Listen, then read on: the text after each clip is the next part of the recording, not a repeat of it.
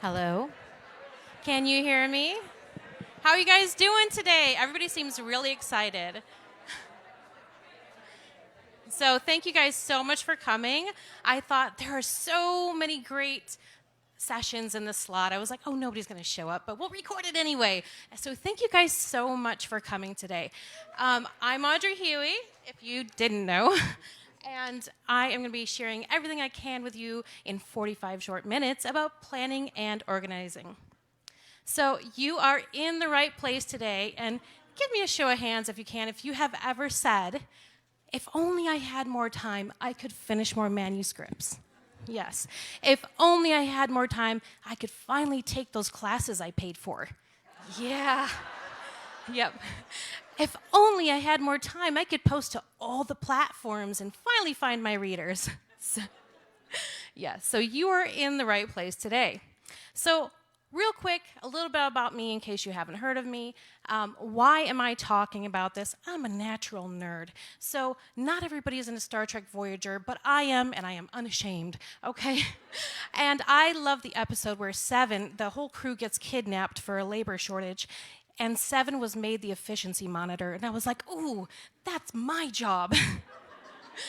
So I'm also a pretty capable analyst, and that's what I did in the Army. I spent 14 years active in reserve and learned a lot about systems and consistency and making no excuses for getting things done or not. So I continued to do defense contracting. I got to work at a defense college, which was like the highlight. I said, I want to work there, and I made it happen. I got into freelance writing so that I could actually support my fiction, make that money for the editor and the covers, and it worked out pretty well. And I got my BA in English and my Master's of Arts on my GI Bill. So for those of you who don't know, it's a time-sensitive thing. It's not necessarily about the money. It's about getting it done in 4 years. And I got both of those degrees on my GI Bill because I would double and triple up on my classes while raising 2 kids, while running my freelance business, and while working. And of course, I couldn't stop putting my fingers in all the pies, so I had to keep writing short stories and submitting to anthologies because I love short stories and fiction. So there's my fantasy in all these anthologies because I couldn't stop, and I found a way to make it work. So that's why I'm talking to you about this today. So I don't have 100 books out yet, but that is my ambition. So we're going to cover all of these subjects. We're going to touch on some things, but the point is not to overwhelm you, but to give you a diving board so you can find what works for you and begin experimenting, refining, and tweaking your own processes and systems. So, getting organized. Why do we want to get organized? So we're not crying and drinking our wine. Getting organized has been found to reduce your stress, prevent stress, improve your sleep, and your physical and mental health. I have found this myself. I did struggle with heart rate issues, even pre-COVID, and stress, and I found that when I improved my systems so that I could reduce my stress and improve my planning systems, I actually felt better. I was better able to take on my day and better able to sleep at night, which is definitely important when you have little kids.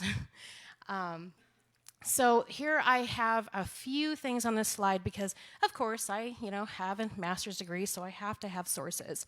And, of course, these are like APA, but I have the correlation of daily patterns and mood control. It talks about organization, both physical and mental, and then planning, how that's good for you. So you guys can get these all on the Eventee. I think they're loaded up in the Eventee, so it's going to be shared. So you guys can get that. Read those studies if you're a nerd like me.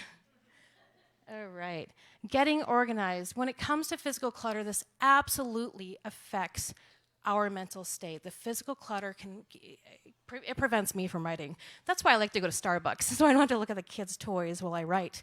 But it actually helps if you do 15-minute sprints. You can take it in tiny little chunks. Has anyone heard of Fly Lady? Oh, yes, she is wonderful. She is wonderful. And my wonderful grandmother, who is a much more prolific writer than I am, got me onto that, and it saved me. It saved me from being a martyr from my home. So mental clutter, I love brain dumps. When you are overwhelmed, when you think about a launch, do you think, oh, this is going to be great? Or do you think, oh my God, where do I start? Is it, where do I start? It can be so overwhelming. So brain dumping helps so that you can get what David Allen calls open loops and closed loops. So you can get those open loops in your mind closed, and you can satisfy your need to write things down so that you have a system for collection, clarification, and processing. But I like using buckets. David Allen suggests must, should, someday, and maybe, which is really great because then you don't get bogged down in the stuff that is, yeah, someday I'd like to do that, versus I have a launch coming up and I really need to get things done for that launch. So different buckets really, really help when you're sorting out the things that you have racing through your mind. It helps clear up that mental storm. So I love brain dumping so much that I wanted to give you guys an example here. Here's my little chart. Oh, wait. We'll get to the chart next.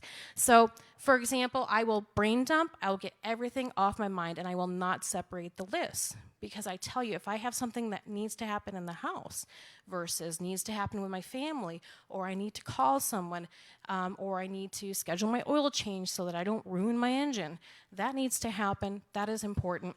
So I start with the things that take 10 minutes or less. And I highlight those first so that I can get those done. Getting those quick wins helps build momentum. And it sets you up mentally for saying, yes, I got another thing knocked off. I got another loop closed in my mind so that I can get the big hard things done so I can feel ready and hyped up when it's time to actually build my launch plan. Once I have them all crossed off, I highlight only 3 more. And I'll show you the prioritization next. But building my launch plan. Mock-ups for the upcoming launch, and of course the newsletter sequence, because it's so nice to have it done ahead of time so you can just set it and forget it. So I prioritize it, I give it numbers, and I say I'm not moving on to the next task until that one is done. And what to do next. This is something, and that's why I shared it with the brain dump.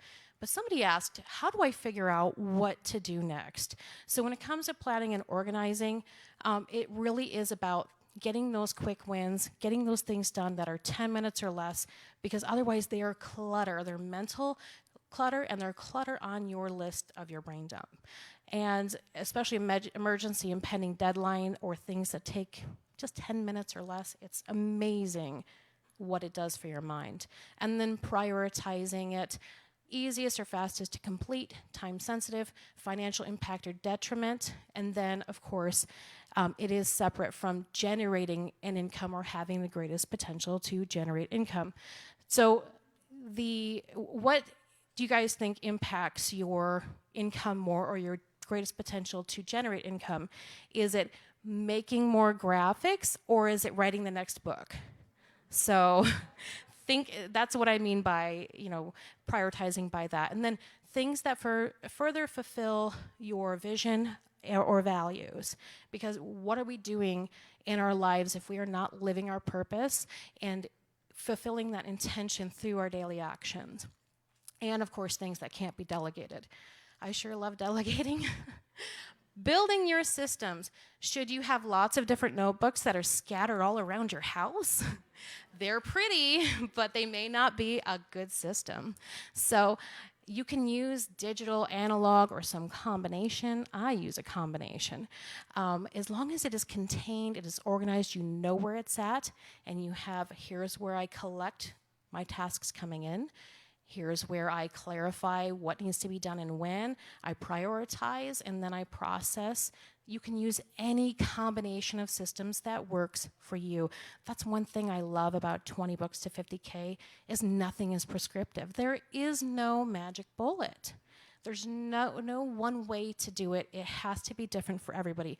Not everybody has a house full of kids. Not everybody has a farm to run. I don't yet, but... not everybody has your situation. So what someone else is doing may work for them, but it may not work for you. So as long as you're thinking, how can I make this consistent? How can I make my process so easy that I wake up, I get a whole influx of things to do, and I know exactly what to do with each one of them. That is what is going to build your productivity and your impact toward your goals. So I love weekly review and planning sessions. This really helps get that mental clutter reduced before it can really build up. And I just did a written interview for Indie Author Magazine, and this last part, I've been talking about this for years, how before I go to bed, I go look at my planner on my desk, that planner right there, and I see exactly what my daily priority is for the next day. I see what my tiny actions are, what are my tasks that I need to complete the next day, and then I go to bed and I'm asleep in like a minute. And my husband hates it. He's like, "How are you asleep already?" Like, he's up stressing about what he needs to do the next day, and I tell him, but he won't believe me.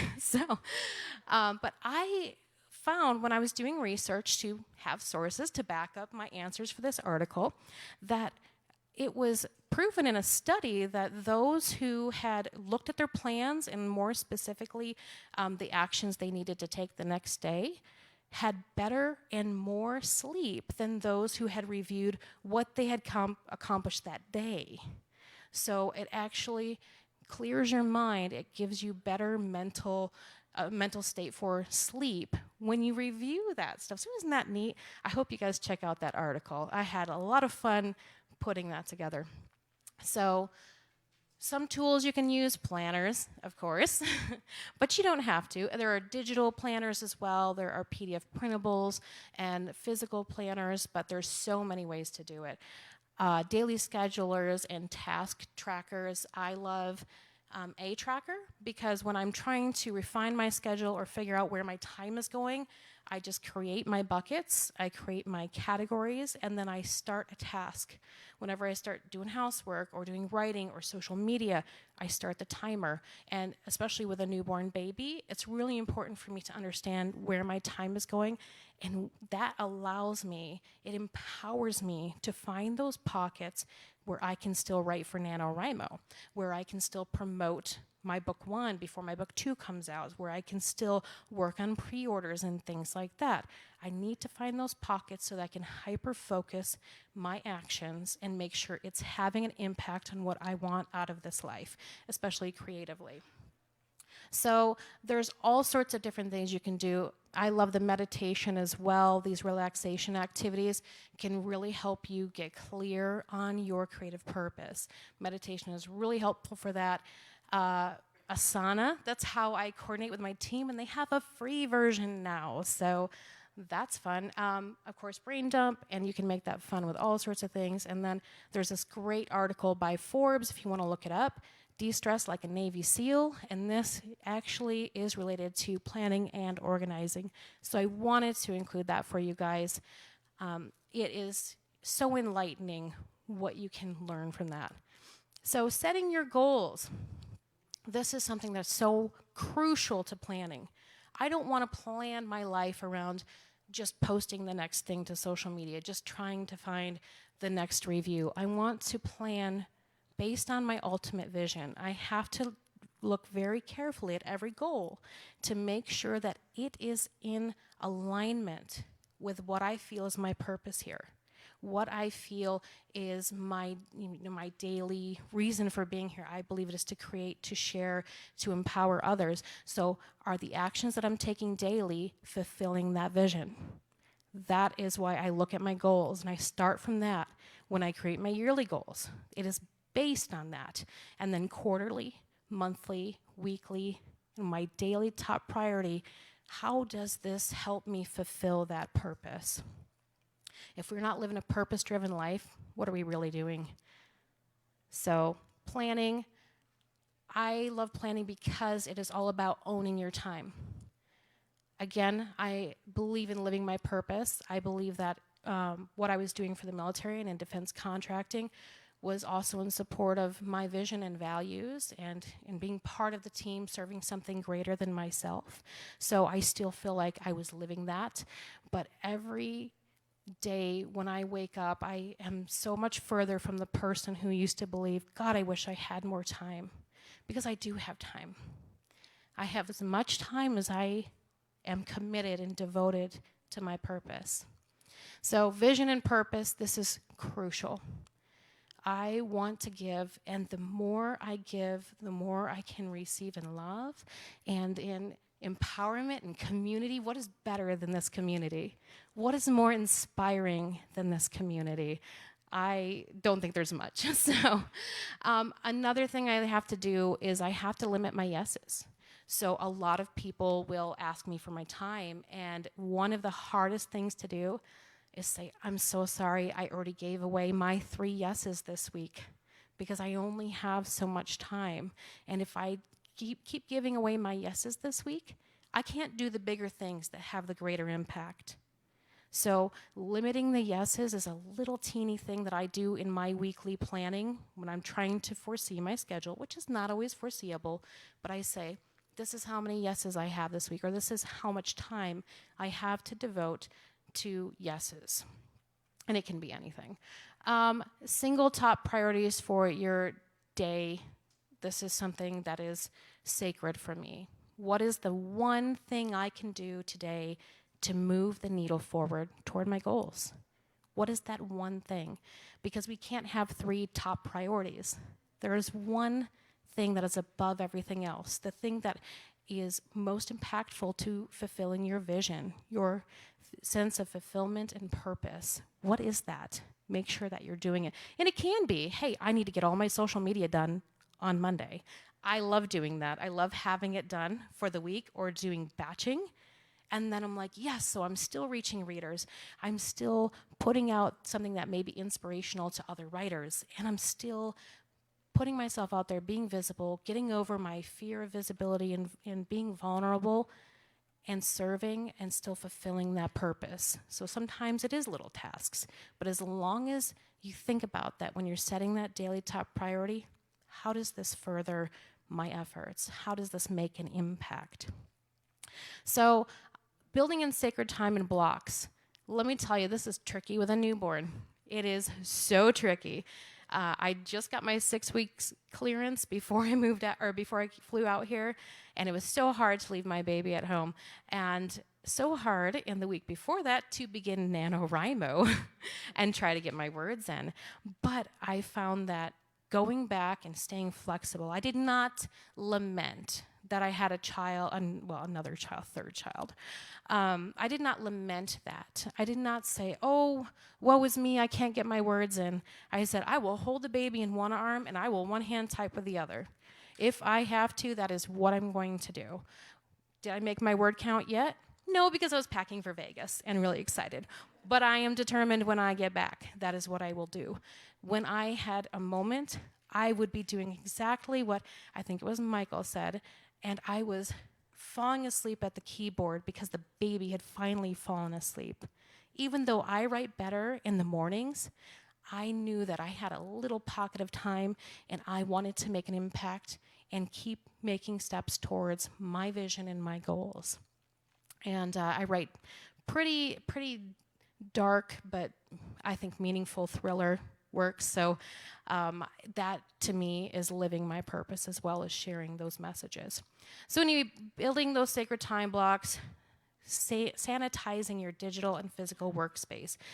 If you have Facebook up, what are you going to do? If you have notifications for TikTok on, what are you going to do? You're going to get distracted by TikTok's notification. What did somebody not warn us about when we were going to become adults? All the time we would waste on TikTok. That was a great little thing lately.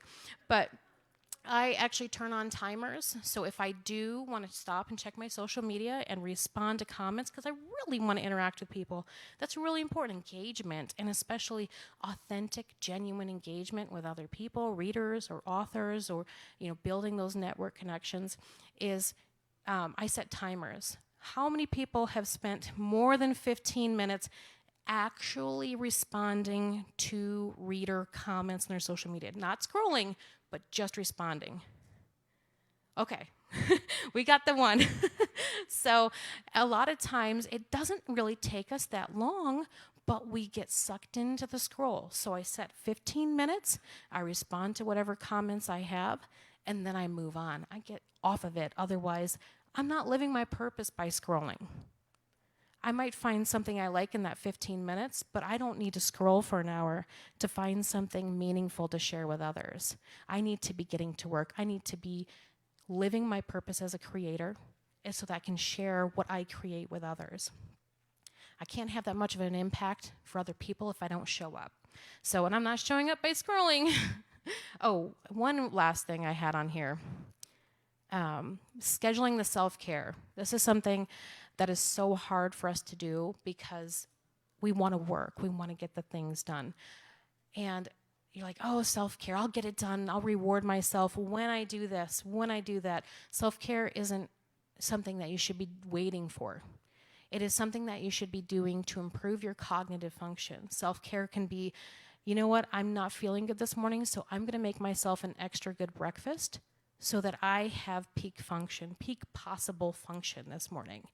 I'm going to take a nice walk or do some yoga because I'm not feeling my brightest. I'm still a little foggy. So what can I do to make myself better before I tackle my day and devote myself to fulfilling my purpose? Here's my sweet little grid here, my little table.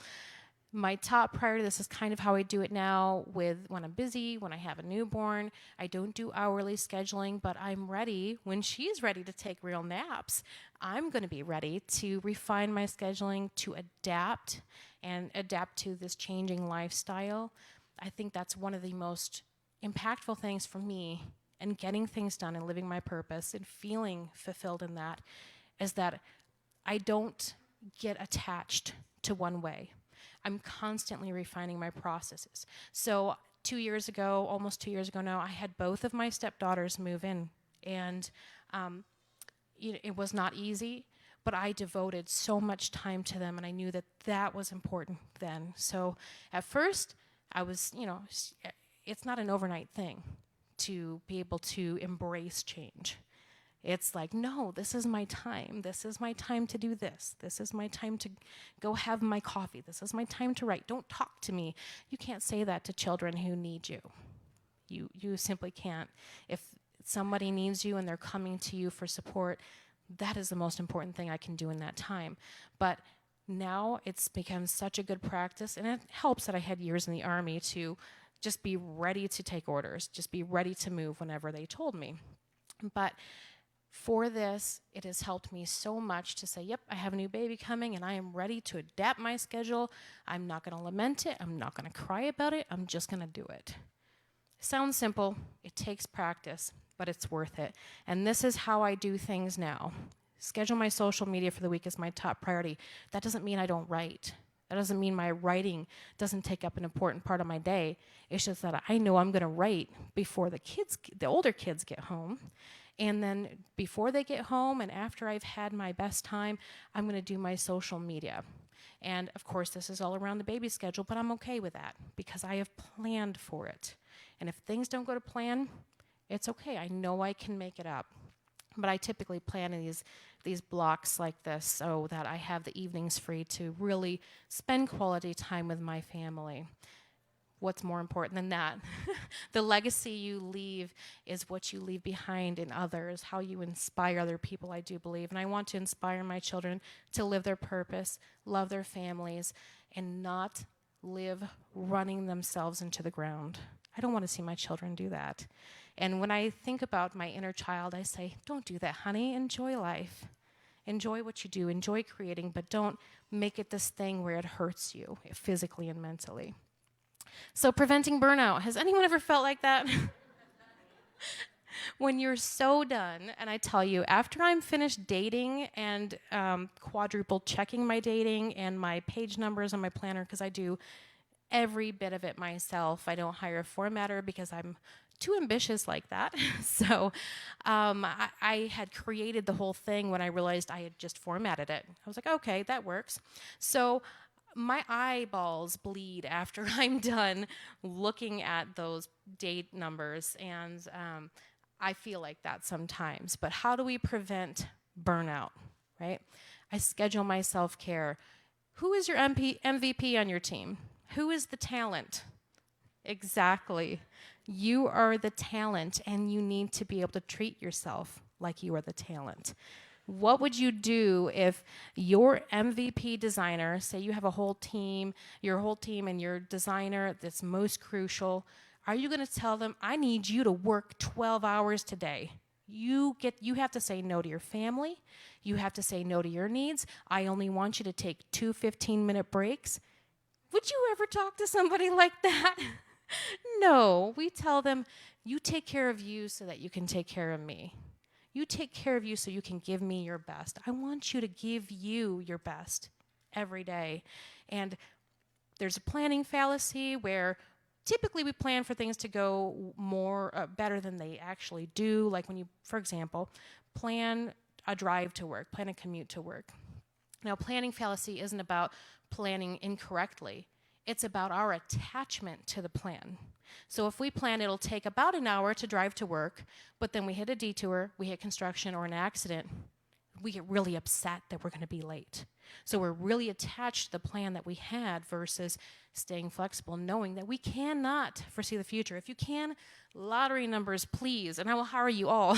So Parkinson's Law, this is really cool because it's this interesting idea where work will actually fill for the time that you have allotted for it. So if you say, I'm going to do social media posts for 8 hours today, but you get done in 4 hours, or you could get done in 4 hours, it's actually going to expand. You're going to find things to expand that slot, and are they going to be impactful? So this is where those timers come in very handy again, is making sure that you're not filling that allotted time with things that don't actually matter or taking too long to do it. Busy does not mean productive. I bet everybody can feel this, right? Sometimes you feel like you've been busy all day long, but what did I get done? I know I was busy, but it feels like you got little done. Great time management also does not mean you're busy. With great time management, you can actually find fulfillment and freedom. That is what great time management and productivity is. If I can get something done in 15 minutes, I'd rather do that than spend 2 hours doing it. So I like to set sprints and basically race myself. How many more graphics can I create in 15 minutes that I really love versus sitting down for an hour? If I can take a break, get refreshed, come back and say, okay, another 15-minute sprint until I get it done. I'm going to keep racing myself so that I have more time to spend with the baby. I have more time to work on more passion projects or get that book out faster because I'm excited about sharing it with the world, not because, oh gosh, I have to produce. But I'm really passionate about what I'm writing, and I know you all are too. Otherwise, you wouldn't be here today at all. So fulfillment and freedom, that's what we're going for when we're talking about planning and organizing, is finding that freedom so you can live your best creative life. Recovering from burnout, has anyone heard of the 10-10-10 exercise? There are a few versions of this, but the kind that I have found most productive, because preventing burnout is not easy. It takes practice. It takes discipline in taking care of yourself, which is hard for some of us to do. So when you do experience burnout, one of the first things that I have done that has really helped, I write down 10 things that I desire. Okay? That can be an easy list. 10 things that I'm grateful for. A little bit harder, but when you have to boil it down, it's really easy to think of 10 people that you're grateful for. And then the hardest part, 10, when you're burned out or depressed, which I do on occasion struggle with depression, 10 things that bring you joy. And when you're in a hard spot, that can be a challenge, but it is one of the most challenging but fulfilling exercises is to come down and say, what are those 10 things that bring me joy? And it can really pull you out of a dark spot. There's so many articles on this, and I know I only have about 10 minutes left, but let me tell you, look this up. It's so good. I gave you guys things on these slides so you could take this back, go, and if you need a little boost, you can come back to these slides and get a little something different every time. So make sure you have your purges, declutters, have a getaway. I will even do one night in a hotel 30 minutes south of me just so I can write and I can reset. It feels so good, and then I come back energized even after a single night. We talked about that. Task and project overload, when this kind of thing happens, when you're not quite burned out, but you're close, remember to step back and take a bird's eye view. Even if you feel the crunch of that deadline on you, remember this is your time. You are in charge, you are in control, and you should be empowered in owning your time. Consider your values and visions, and then look through everything that you have planned and make sure that it is in alignment. We need these reviews to keep us on track because it is so hard to slip day to day, week to week, deadline to deadline, and start adding in the things that don't actually matter. Adding in little things that, if they are not done, the world will not end. If that little thing is done, your readers are not going to say, oh, I hate you now because you didn't post your Tuesday inspirational thing. They're not going to say that. They're going to love you anyway. My cousin reached out to me. He's like, hey, you're in Vegas. Are you at that writing conference? I'm like, have you been paying attention? And he said, can you find this author and this author and this author, and can you get their signatures for me? I'm like, yeah, I can do that.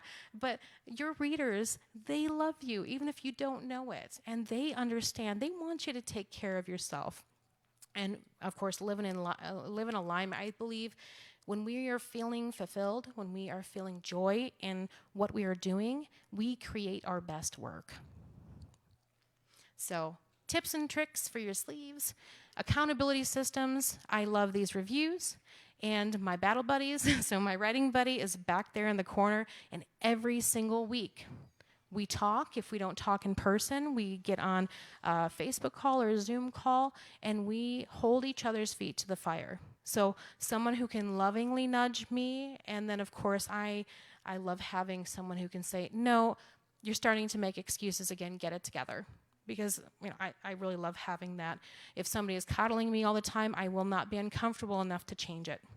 And discomfort will help you change things. So writing groups, I created so many groups because I realized that all the time I spent in the Army not really writing consistently was because I was not surrounded by like-minded people who would be doing the same thing, and I would be seeing their progress and inspired by them. You all inspire the people around you, the people in your circles. So keep doing that, keep showing up, be part of that. And discipline is better than motivation. In the Army, we don't get a choice. We have to be motivated. But as a civilian, you do have a choice. You can wake up and you cannot feel motivated, but is your discipline going to overcome that? And I love listening to Les Brown. I'll listen to it while I get ready in the morning. And he made this great point when someone had him on a podcast. They asked, well, what do you do on the days when you don't feel like it? When you get up and you just don't feel like doing anything? He said, there is not a single day that I wake up and I don't feel like making my life, my actions matter towards my life visions. There's not a day that I don't feel like getting up and taking care of my family and giving them the best life possible. There is not a day that I don't get up and feel like I want to fly first class to my next beach, So think about that. Is there a day that you get up and you really don't want the things you want? Or do you want those things every day? You don't feel like doing the work, but nobody wants to do the work. We have to do the things that other people won't do so we can have that thing in our vision that other people won't have because they're not willing. And discipline is how we get there, not motivation. Although little motivational things sure help. So recommended reading, this is entrepreneurial stuff as well, but you are entrepreneurs. And Getting Things Done, I love this book. It's a little dry. I'm a nerd, but it is so helpful. Fix This Next by Mike Michalowicz. Some of you asked, what do we do next? And from a business perspective, Fix This Next is fantastic.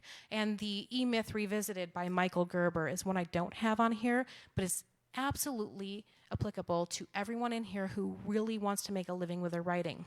It helps you differentiate between being a technician and a manager. And when you're running a business, you have to be a manager first and be a good manager for your technician self. Miracle Morning, this is great when you can get it done. Angela's Grit is fantastic for us creatives. So make sure you check those out. You can connect with me at these different places. I have several groups. I can't help myself. So TikTok, I am not good at that, but I am trying. I am best on Instagram or in Sprints and Spirits, or if you're in the ATA, we have a few ATA members here, Author Transformation Alliance. Yes, I create planners. Look at these beautiful planners. And the Essential Book Launch Planner is my new baby. They sold out really fast, but you can order them online if you want. I created these monthly writing focus planners in different genre covers. Weird West coming soon, just for J.R. Frontera. So, but I got scolded last time for not sharing the things that I offer, so I put them up here. But I do have this awesome workbook for you guys, and you don't have to give me your email because I don't want you on my list unless you want to be on my list. Now, there's a sign up underneath it if you want to be on my list and get more goodies. I like to put out free printables and things like that. But if you go to this link, a lot of the stuff that I shared here, you're going to have a step-by-step exploration of in this workbook. 45 minutes is so short to share so much of this good stuff with you guys, and I wanted you to have a workbook so you can take the next step, so you can find one of these things, whether it's the planning, whether it's the brain dump, whether it's scheduling and organizing. All of my favorite tools are in this workbook for you guys. I want you to be inspired to find systems that work for you so that it is not a chore, so that it is not so difficult to find your process. Why is McDonald's successful? Because they're consistent. Because they have a replicable system that they take franchise to franchise. Not saying it's got the best coffee, but Starbucks, what do? Consistency. Some of the most successful businesses are successful because they provide a consistent experience for the customer and an easily replicable system for the employees. If we have systems in place, we can make this a lot easier on ourselves. And if you document those processes, then it's a lot easier to hire on people and delegate to them and say, here's what I do, step by step. So I hope you guys like this. Does anybody have a question?